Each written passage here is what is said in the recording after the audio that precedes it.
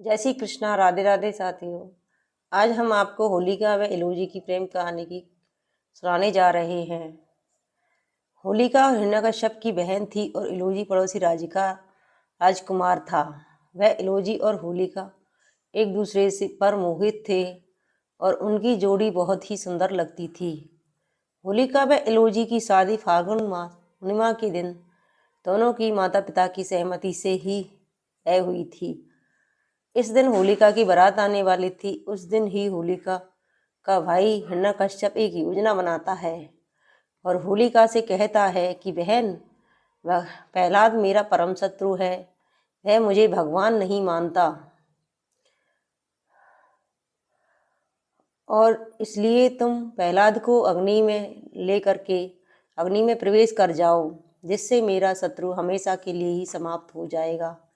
तो होलिका अपने भाई की आज्ञा मानकर भक्त प्रहलाद को अपनी गोद में बिठाकर अग्नि में प्रवेश कर जाती है।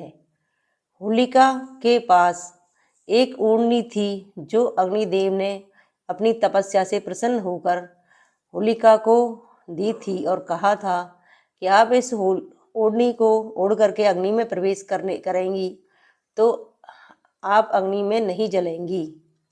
इस प्रकार होलिका को अग्नि में प्रवेश करने पर नहीं जलने का वरदान प्राप्त था।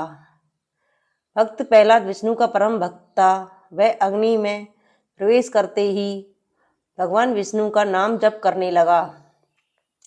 उसके प्रभाव से वह जो ओढ़नी होलिका ने ओढ़ रखी थी, उस ओढ़नी को वह ओढ़नी भक्त प्रहलाद को ढक देती है।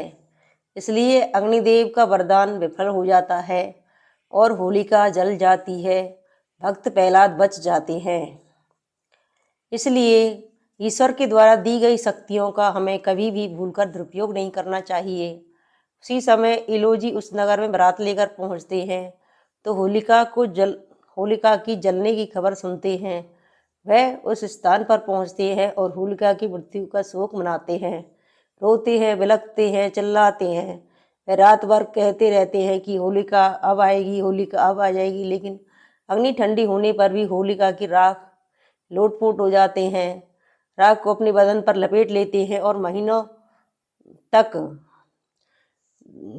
दूल्हे की वेशभूषा में ही रहते हैं और होलिका का आने का इंतजार करते पागल हो जाते हैं। इस प्रकार एलोजी व होलिका की कहानी समाप्त होती है। जय श्री कृष्णा। राधे राधे साथी।